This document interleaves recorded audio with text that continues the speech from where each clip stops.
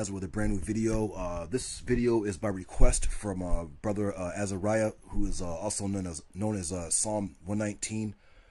Was it 103? 104? I'm sorry. Psalm 119 is what we call the brother. I'm sorry what verse it is. But brother Azariah from Torah Nights Radio. Shalom to the Mashal.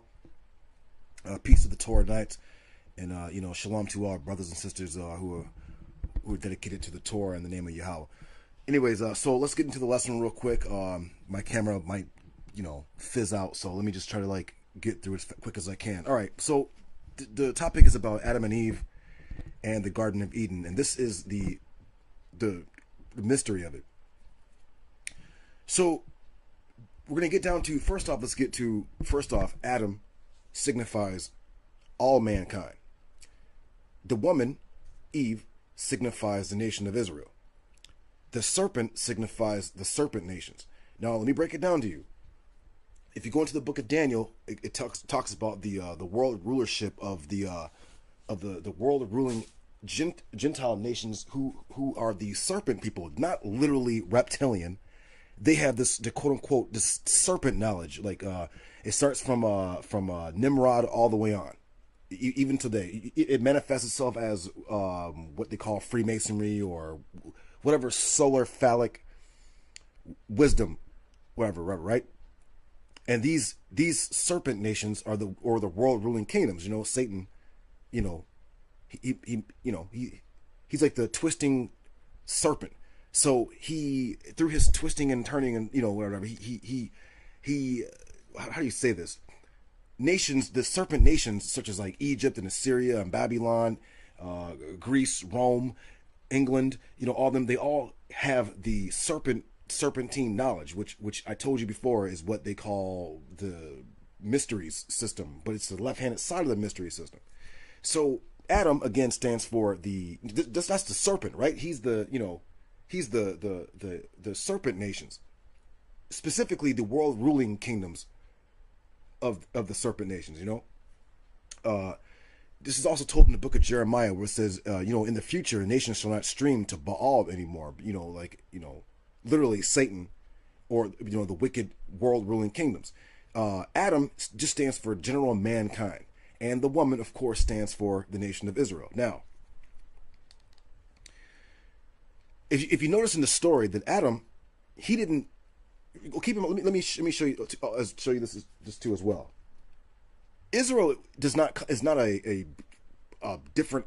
He's a human being like the rest of them, but remember that Israel, or the Hebrew people, they come from the side, or they come from general mankind. But Yahweh had chosen this woman to bring forth. You know what I'm saying? So if you keep in mind, Israel, the Abraham seed, they had like a certain little points in time of rulership, but for the most part, the serpentine nations have been ruling. And if you keep in mind that Adam is general mankind, who does mankind generally learn from? They learn from the nation of from Israel, especially the Torah, the Bible. The Most High gave this special wisdom to the woman and the serpent, except for the serpent, that's his nature. Like it even says let's say for let me give an example. Let me get to a wild field. Let's see this field here. If you go to Genesis chapter 25 verse 27, it says Esau was a man of the field. Now it's like the field is just this wild place. Just it's not very orderly. There's wild animals and beasts and so forth and so on, right? But it's not orderly like the garden, right? So the serpent nations, they are, they're like beasts of the field. They're the serpent people, or serpent nations. They're not literally reptilians like one fucking buffoon is trying to imply. We have these literal reptilian people. Oh, David Icke Israelite. Anyway, so Israel was, so the meaning of it is an allegory. It's talking about, man was in this state of he was like an angelic state. as it states in what is it, Psalm 8, chapter 8, verse 5, it says, man was made a little lower or a little, less than the angels. So Genesis, what is it, chapter 2, is basically telling you this. It's saying mankind was, like basically like a lower form of angel, not particularly having any knowledge of good or evil. It just was just in a state of just being, right? But it's an allegory. You should not think of this in terms of like they were actually in a garden. Okay, like it's an allegory, and it's also dealing with like it's, remember, the Torah is manifold. It's layer upon layer of allegorical and parabolic teachings. So it's not like you should be looking at this like literally like they were Adam and Eve were like the only two people. No, it's an allegory for the rest of the story. So when the Most High said, "Don't eat from the tree of good and evil, and what is it, life and good and evil, a knowledge of good and evil, life and death." Let's get to this real quick. Hold on. You see the two trees, right? I always say this. If you get to the Hebrew word for the word tree or wood, it's the word atz. The word atz translates as counsel. Counsel means like advice or things, such as like the serpent nations, they eat of the counsel of wickedness. Okay? Now, Israel, or the chosen people and mankind in general, had not eaten of this counsel of evil. And it says, but when they did eat of it, that lofty estate that they were in. Remember, a garden. Let me show you what a garden is like. Give me 1 second. A garden is orderly. Like they didn't have any. Everything was orderly. The Most High had he everything was orderly. There's an example of this in Deuteronomy. I'm sorry, it's Deuteronomy 11 verse 10. Give me 1 second. Deuteronomy 11 verse 10. Let me put my marker here real quick. Let me get to that. Deuteronomy 11 verse 10. Bear with me for a second, you guys. Deuteronomy 11 verse 10. All right. Let's see. Start recording. All right, cool. Deuteronomy 11 verse 10. For the land in which you come to possess it, it is not like the land of Egypt that you left, where you would plant your seed and water it on foot like a vegetable garden. But the land to which you cross over to possess it, it is a land of mountains and valleys. From the rain of heaven it drinks water, a land that Yahweh your God seeks out. The eyes of Yahweh your God are upon it from the beginning of the year to year's end. All right, now, so let me show you something real quick.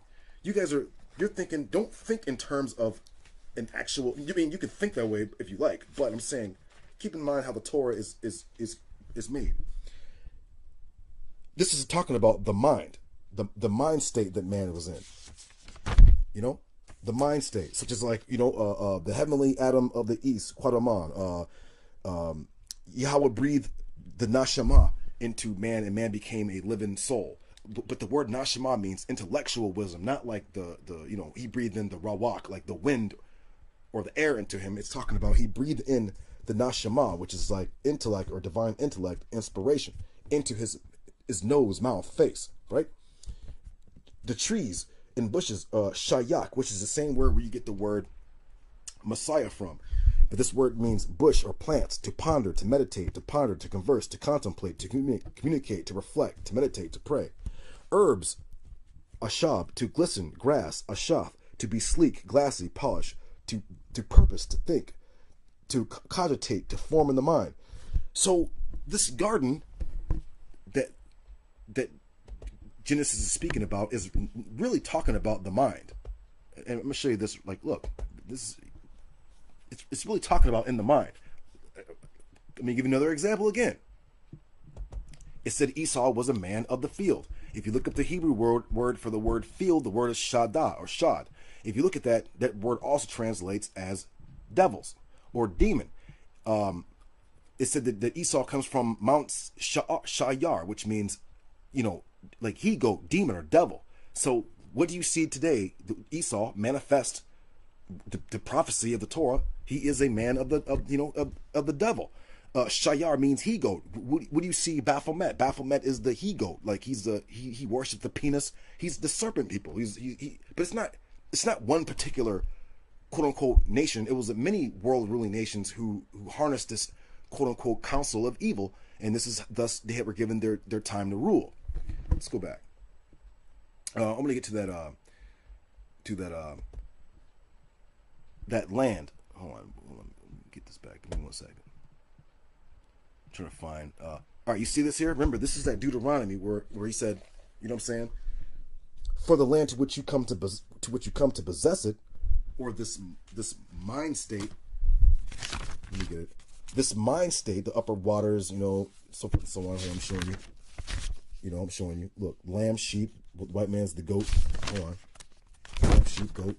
This mind state that you come to, remember, they were in Egypt. They had to like cross over into the land. Where your third eye. That's your Debar, your holy of holies. But it's the mind state. So this land that you come across is filled with mountains, which the word is hara, which also means a womb, or to give, to like a belly, to give birth. Hara. It also means quickly.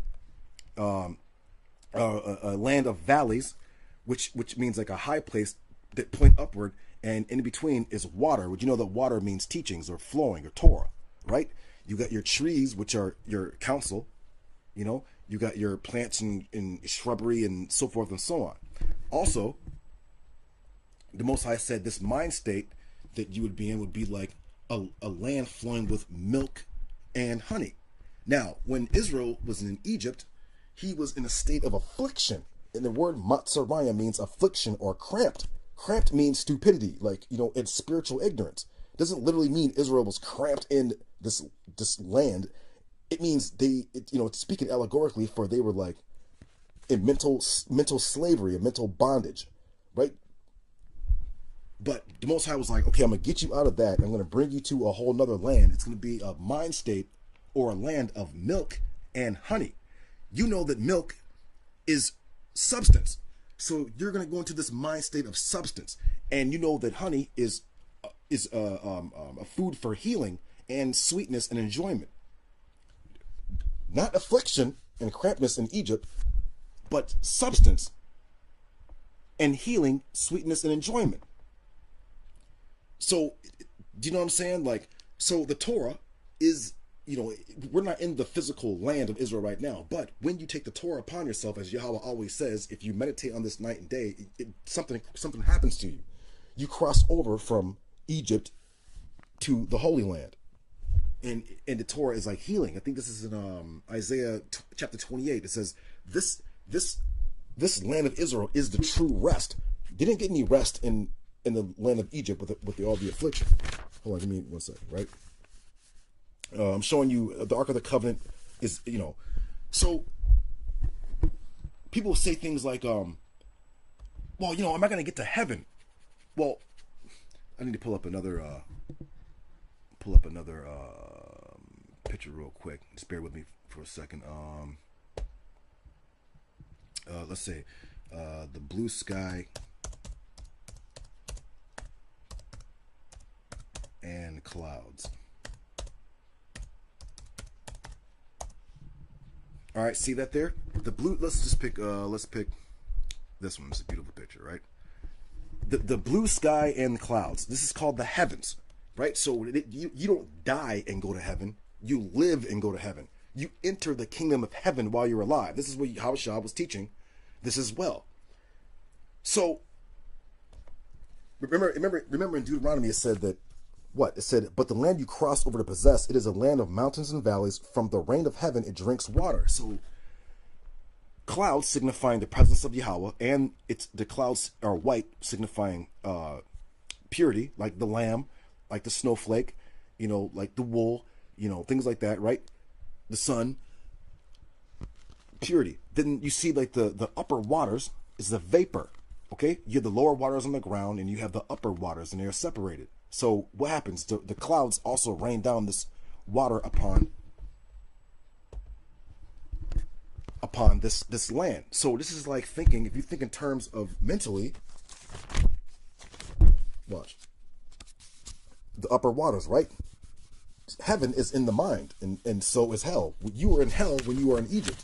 And you don't have to physically be in Egypt to be in hell. You are like, you're in it now. People who are like let's say like the Egyptian Negroes, right? They don't have any real rest, because studying that bullshit don't give you spiritual rest. Them niggas are in affliction. Like, like they don't understand nothing. The Torah gives you rest.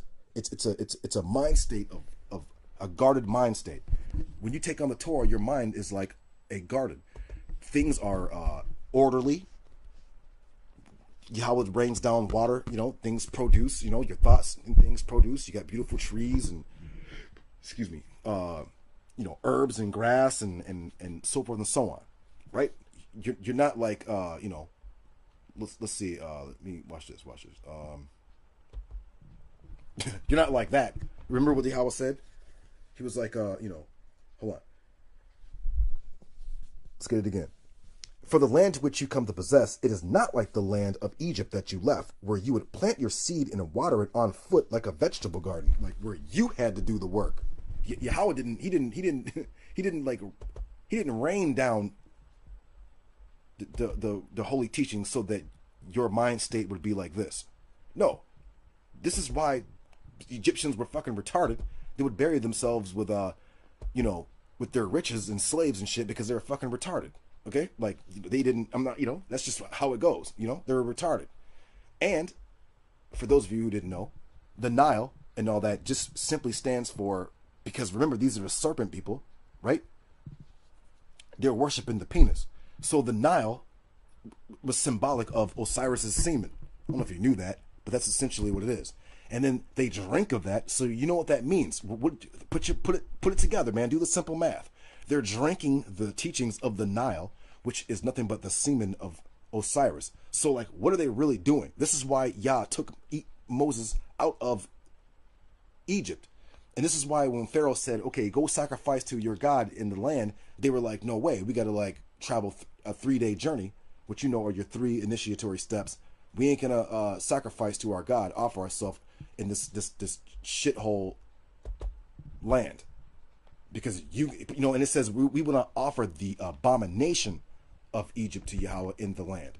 The abomination, what do you know what it's talking about? The penis. These 3 pyramids signify the penis. You don't know that. They're aligned with Orion's belt, but they signify the penis. You didn't know that. But I'm telling you, the Masonic secrets and the serpentine bullshit. But let's get back to the garden. To the garden real quick. Let's get back. And keep in mind, it said to bind these upon, let them be an ornament between your eyes. Obviously, as I'm telling you, that this is talking about the mind. Heaven and hell are in the mind. Life and death, mentally dead or mentally come to life. Moses said, I lay before you life and death. Let's keep going. Let's get back to Genesis real quick. Genesis chapter 2. I want to show you something. All right, so you saw all that, right? Let me show you something. There's these four rivers that come forth out of Eden, right? The 4 rivers. Now, you can look at that literally, and it's not going to help you very much. But if you think about it allegorically and spiritually, you will see that it's talking about in the mind as well, because the word for river in Hebrew is the word Nahar, which is my daughter's name, Nahara, or one of my daughters. The other one's Nazarah, but whatever, it's not important. Anyway, so Nahar means rivers, but it also means what? Light or brightness, like illumination, illuminated, spiritual wisdom. And it ain't talking about the left-handed, it means like right-handed. So let me show you something real quick. So the watch. The heads or chief points of illumination or wisdom of Nahayar, the rivers, from the tended guarded mind state, which is called the tended or guarded mind state. Remember, the angel was in the garden flashing that sword around. You know what I'm saying? It's like that. It's the holy mind state, set apart mind state. So from the west is the word Fashayawan, but they call it in you get the Pishan, but it's Fayashawan, and it signifies west, and it means to spread out, to scatter, to grow, to increase. From the land of Havilah, which is Kawayala, means circle, fear, tremble, or hope. So you have, we get to the second one is Gayakawan, which means a stream or a rushing forth, or to strive, to gush forth a fountain, The east is Karakal, which they call it, sorry. Hidekel, but it's kadakal. It means strong, prickly, to plant, to thorn. Now these I'm sorry, and then you have farath, which means fruitfulness. Now these four rivers are all signifying what? One is like fear and trembling for the Most High. The other one is to strive to pour forth for the Most High. The other one is being fruitful in thought to the Most High. What's the other one? I'm sorry, missing the other. I'm sorry. Oh, and kadakal means to sting or to be prickly or to plant or a thorn, right? This is the same thing like when Moses was walking and he saw the burning bush. You know that bushes have thorns, and the bush was on fire, but it wasn't consumed. Allegorically, what that's saying to you, the word for bush is sanah. If you were to spell this backward, it gives you, Hebrew works forward, backwards. You can rearrange the words, and it'll give you the quality of the object or subject that it's speaking about. It's talking about Moses was walking about. He was still in that Egyptian, mind state, whatever. He's still, whatever, right? He saw the burning bush. Bush generally have prickers and thorns. When you prick and thorn something, you pay attention. You like focus because you're like, ow, and you like focus on the part that stings. So these things are allegorical, dealing with the self. You hear stupid stories about like, oh, Eve was sleeping with the serpent. No, that's not at all what it's talking about. That's some horse shit that niggas are coming up with. All right, let me show you this real quick. So, all right. So remember, you get your four rivers of illumination, which mean light. Now, keep in mind too. I'm gonna show you. Keep in mind these four rivers, right? These are also your four directions of your so-called solar cross, which Israel is. He's on this like cross. He's in a crucible of affliction. Okay, when he's in, this is why you see it here. Remember, you have six steps there.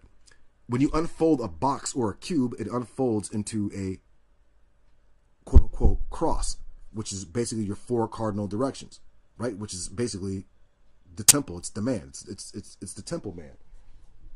Look at that. Look at this so-called cross here. And I already showed you again. You got your four cardinal directions. You got Israel on here, who's like half dead, half alive, blind in one eye, seeing in the other. You got the moon there for reflection. He's the sun because he's like physically he's in the grave. So basically you get it what it is, right? So that you got your 12 seasons, which are your 12 tribes of Israel. Which keep in mind, you're probably remember the people who are not initiated. They're like, oh, the Bible is just a book talking about astrology. No, it's not. These niggas are dum-dums. They don't know that Israel is the heavenly man. You have the carnal man, and you have the earthly man, and you have the heavenly man. If I go to the book of Daniel, chapter 7, what does it say? It says, the Son of Man, and it's talking about the nation of Israel, came to the one who Ancient of Days. You know what I'm saying? Yahushua taught this when he said, and you will see the Son of Man coming with great power and glory, coming with the clouds of heaven. He's not talking about himself. He's talking about you. When you understand the Torah, you will understand. You go to heaven. You become a heavenly man. You are a man of the heavens, not a man of the earth. Which clearly Adam, the word Adam, Adamah, means like earthly, right? Then you have like the dry land, which is the word labash, labawash, which is another word for like shame. The earthly shameful man. So remember, it's allegorical. You got the man whose mind state is with the mountains and the streams and the valleys, and the plush, the lush garden. The pouring water from heaven that just keeps flowing, but you don't know where its source comes from. The source comes from the heavens. Yahweh rains down the water, and it waters, irrigates this beautiful land or this beautiful mind state. This is why the Torah comes from the word Yahweh, which means to pour out, like water. Where Yahweh says that he separated the lower waters from the upper waters, right? All right. Then you got your man of the field, or the devil, which is Esau. And you see here wild animals are in here. It's not arranged and like a garden. Shit's growing wild. It said that Jacob was a man of the tabernacle, or the tents, where you already know what the tabernacle is. You know what that is. Jacob was a man of this, but Esau is a man of that. So it showed you, right off the rip. The serpent nations, the same way. They, look, this Yahweh's not raining down. There's no plush irrigation here. They had to actually do work themselves to do it, because Yahweh's not, he didn't make Egypt to be. But this is a mind state. This is your Sarah Suit and Setis, your Saw Netters, and in them. They think that they're deep in whatever whack mysteries they have. They don't know anything about the mysteries. Their mysteries are whack. Yahweh didn't give the serpent nation and their council of evil real illumination, because he separated the good and the bad, or the right and the wrong. You know what I'm saying? He separated them. The falsehood and truth. He separated them. That's why it's called set apart, or holy. Anyone who's in this mind state, you're done. Nigga, you don't know anything. You literally look at everything literally from this perspective. You're not a spiritual man. You are a carnal man. This is why the dum-dums used to bury themselves with slaves and shit. You know what I'm saying? And gold and shit, because they didn't know anything about the afterlife. They didn't know anything about the Creator. This is why they had idols and shit. The most religious people on earth with idols, praying to them, bowing to them. They keep in mind what the serpent said in here. Genesis chapter 2, verse 4. Let's get to what is this? Chapter 2 or chapter 3? I'm sorry. Now the serpent was cunning beyond any of the beasts of the field that Yahweh had made. He said to the woman, "Did perhaps God say, you shall not eat of the tree of the garden, of any tree of the garden?" The woman said to the serpent, "Of the fruit of any tree of the garden we may eat, or of the works of the counsel of the garden we may internalize." And what she's saying, of the good things, of good counsel we may internalize. The serpent was like, well, hold on. Sorry, I'm trying to get at the tree. Okay, let's see if we can get a tree of evil in here. Let's say this is the right hand tree, the tree of knowledge of good and the knowledge of evil. The serpent was like, well, if you eat this, you know what I'm saying? If you eat of this, you will know this knowledge that you didn't, that Yahweh had kept from you, because Israel did not have the counsel of evil. So the woman, or us, the people, begin to of course, what do we do? What the Torah tells you? They start to go about and worship and learn the counsel of the heathen, and not even just like Adam, the normal people, the average. No, the serpent wisdom. We learned that shit. Niggas started it tells you in the book of Ezekiel, they were bowing down to the sun. They were making calves. All these calves and things and bulls and goats and all these things are all knowledge of evil, because the Egyptians understood the mystery of generation. They didn't know who was creating it, but they understood the principles of creation, such as the man and the woman, and the sun, how it has to do with the man. They understood we all knew males get morning wood at a certain point in time, especially young men. You get the morning wood at sunrise. Okay, it's just natural. You're not thinking about women. It just fucking just happens. It's because man is in tune with the sun. The woman is in tune with the moon and the earth and things, like that. So we're connected with those cycles. So they understood these principles. Now they understood the principles. They didn't understand the Creator. So they began to make idols for themselves, and they began to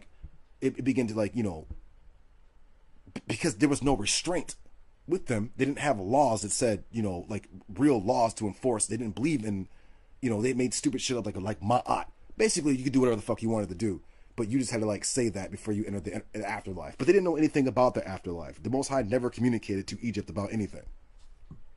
It's just, they were dum-dums. So the serpent was like, if you eat it, your eyes will be open and you will be like gods, knowing good and evil.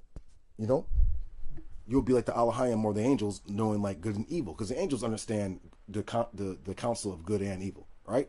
But early man did not understand that. So listen, when the serpent said this to the woman, I'm trying to find Adam and Eve in the Garden of Eden, the land of Eden. Can we find that? I'm sorry. Give me a second. I was trying to find. I had a picture of them. Okay, let's just go back to here. All right, let's just use these guys for a good example, right? What was I saying? I'm sorry. Oh, okay. So this is like how ill the Torah is.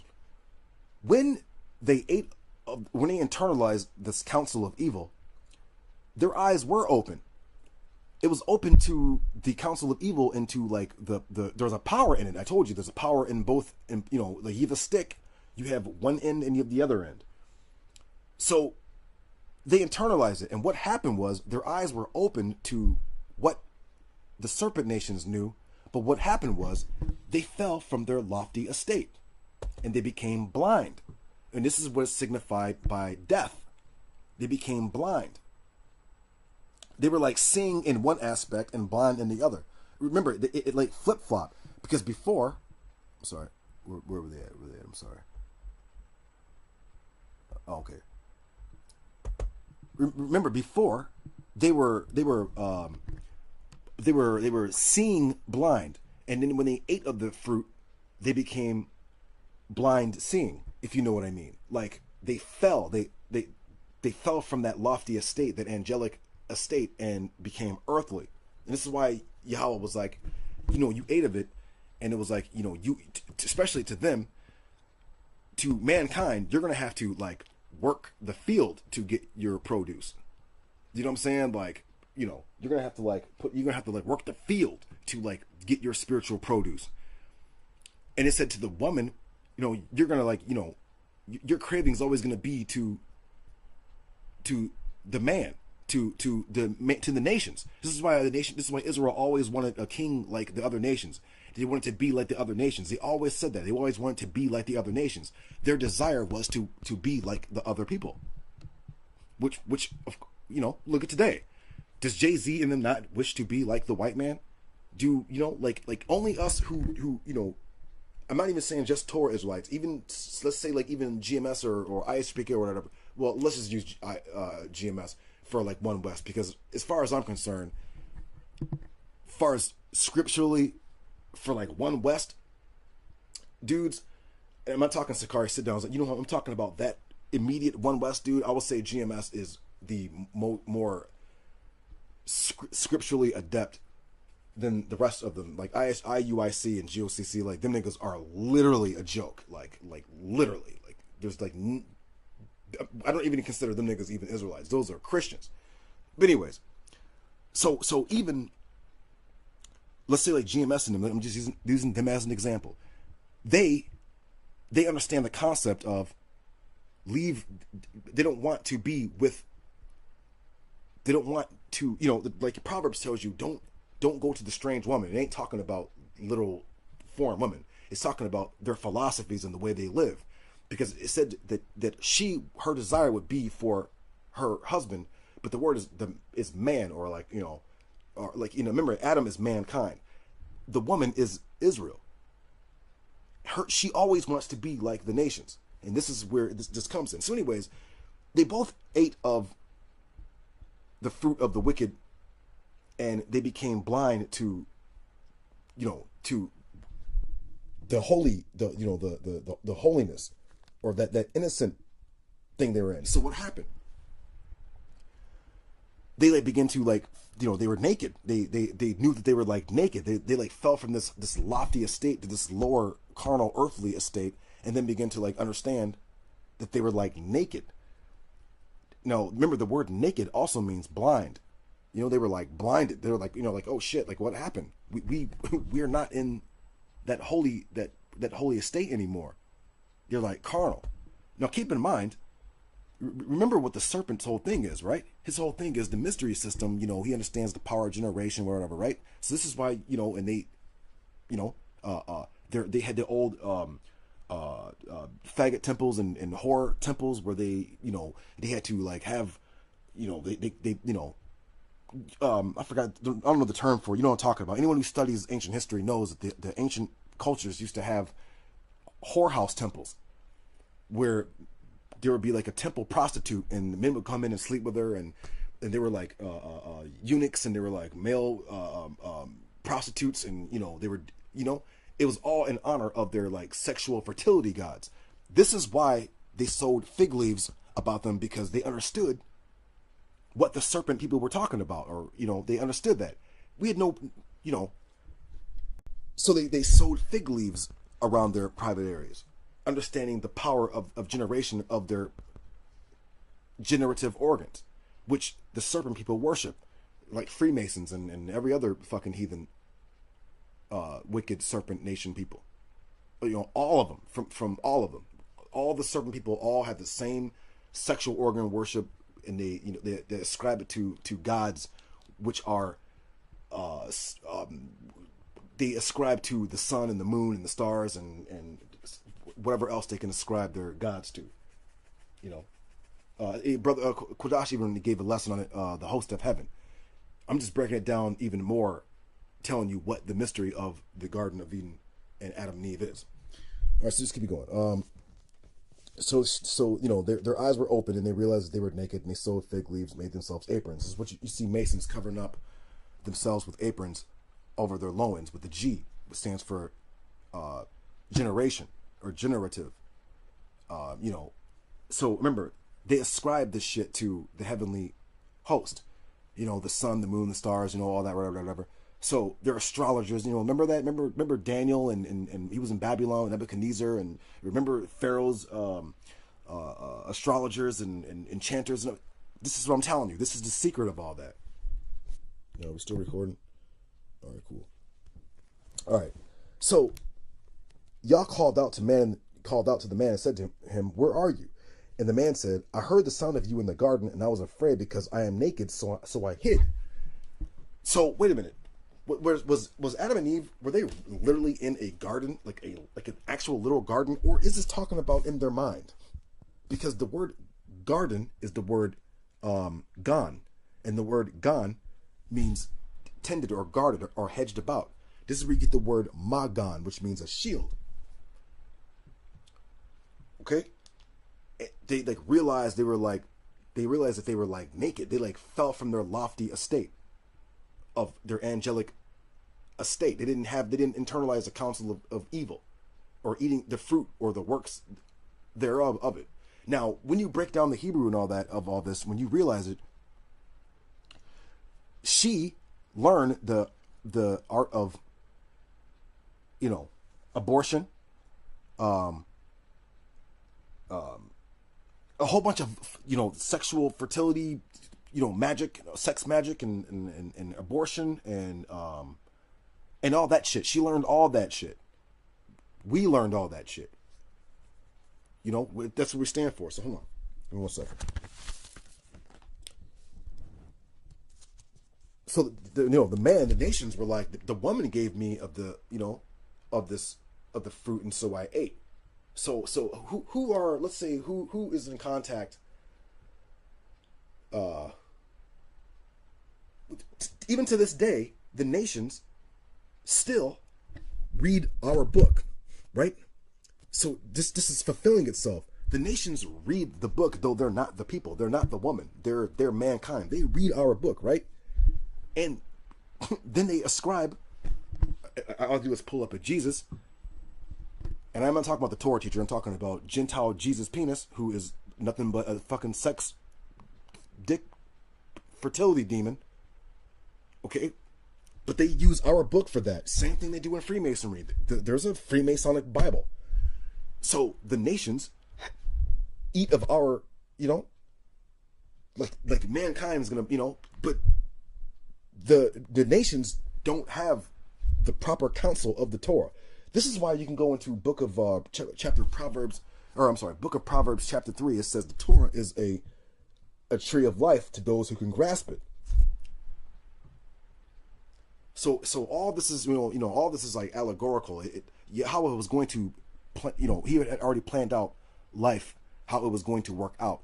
But it's just giving you an illustration or a narration of a process so that you can like meditate on it.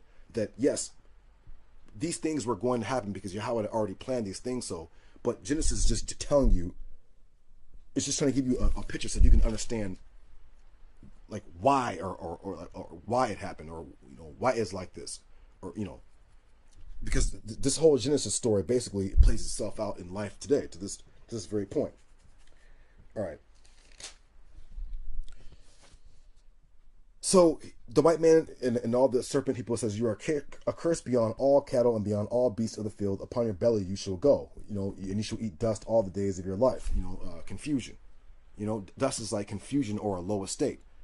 Like, don't think because the Egyptians and the Assyrians and the Babylonians and the white man and whoever else, because they rule the world, like they're still in a state of confusion. Like every time the Most High wipes out their nations, and they can't prevent it.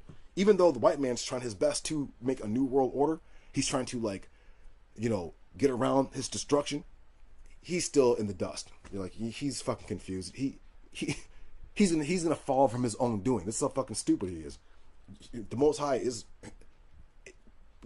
like, you can't fathom his understanding.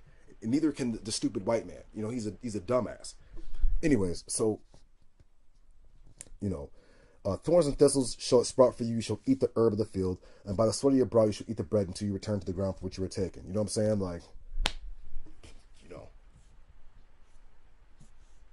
Like the Most High is not raining down the heavenly teachings for them. Okay, basically, they're you're on your own, and that's what it is, and that's how it plays itself out today.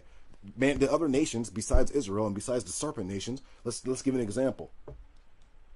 The mainstream Japanese, since I'm in Japan, let's use them. They are like mankind. They are Adam. They don't have the heavenly teaching, the Torah. And if you try to explain it to them, their soul they cannot see it. Now they do have an understanding of right and wrong, such as like Japan's very, very strict about nakedness and women showing their skin and all that shit. Like that shit's like frowned upon. They don't like that. Wearing shoes in the house and things like that, they know. Harry Truman literally said, we're going to ruin Japan by introducing over sexualizing the population and bringing in drugs and shit. And that's what they literally do. I can show you a sheet right now that shows you how the white man has it set up in Japan, where he introduces his serpentine bullshit on the population. Here it is right here. Anybody who understands Japanese can see, what is this? I think Rockefellers, Rothschilds. Then you got like the emperor or whatever who holds no power. Then if you look down here, I'm sorry, look, you see right here, who is that? CIA, CFR. I forgot which one this is. And then it goes all the way on down to the society. Okay? You got your Yakuza's here. You got your bank right there. You got your I think this is the government. You got your what do you call it? Radiation, not radiation. Your nuclear facility. You got your different weirdo religions up in here. And who controls all of that? You got your media, all this. Look, TBS, all that shit. Look who controls that directly. Look who controls that. Rothschilds, the serpent nations got Japan. Japan got bitten by the serpent. But I'm just using them as an example of they are just regular mankind. They don't have any knowledge of the divine wisdom. Now, so this is the story of or the meaning of Adam and Eve and the Garden of Eden, and this is the mystery of it. Eve is the nation of Israel. Let me get another scripture out real quick. I'm going to show you. Let's go to Isaiah chapter 49. Isaiah chapter 49. Bear with me. Isaiah 49.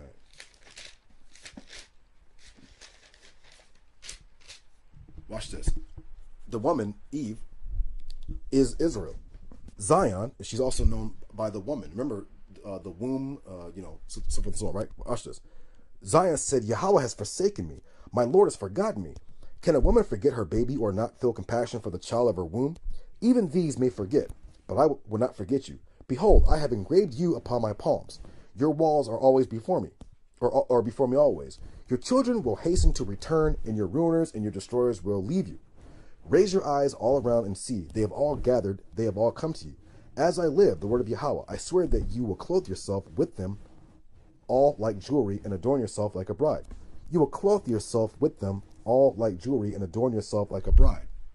Remember, they knew they were naked. Let's keep it going. Verse 20. The children whom you have been bereaved, or, bereaved means being barren. Because right now Zion is basically in the mind, but as a physical state, like we're not in the land right now. So that's why it says Zion, or, the land is laying desolate for a long time, even though there are other people who live there, but Yahweh's eyes are not upon that land now because they're upon it. They're the unholy ones. So it's as if he's not even paying attention to that land right now until the people return back. The children whom you've been bereaved will yet say in your ears, the place is too crowded for me. Move aside from me that I may dwell. And you will say in your heart, who has begotten me these? For I have been bereaved and alone, in exile and a wanderer. So who has reared these? Behold, I have been left by myself. Where are these from? Eve is the nation of Israel. She's Zion. Let's get one more scripture. Let's get to Isaiah chapter 66, verse 7 real quick. Bear with me.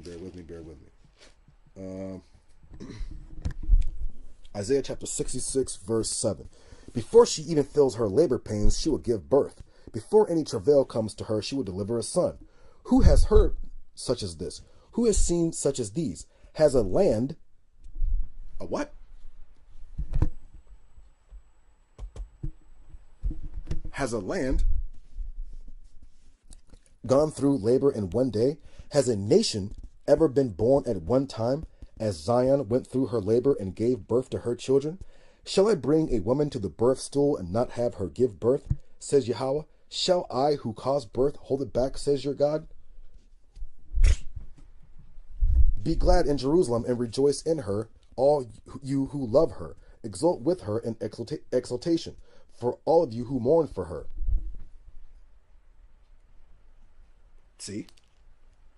The woman, Zion, is Eve. She's the nation of Israel. I want to show you something real quick. I think that might be it. Yeah. And with that, I guess I'm done, man. Shout out to Brother Azariah. I hope that this clears up things for everyone. The Torah is the right hand side mystery book for Israel. Some dudes tend to forsake it for another woman with Paul's teachings. I don't want to get into it, but Paul calls the Torah the woman that's in slavery, and he calls whatever his philosophy the woman that is free and above. But clearly, anybody, you already know what it is. He calls the Torah the hatred. So Yahweh Shah, the Torah teacher, definitely wouldn't have agreed with that. So with that, Israel, shalom to the knights. And that's what it is. All right, shalom.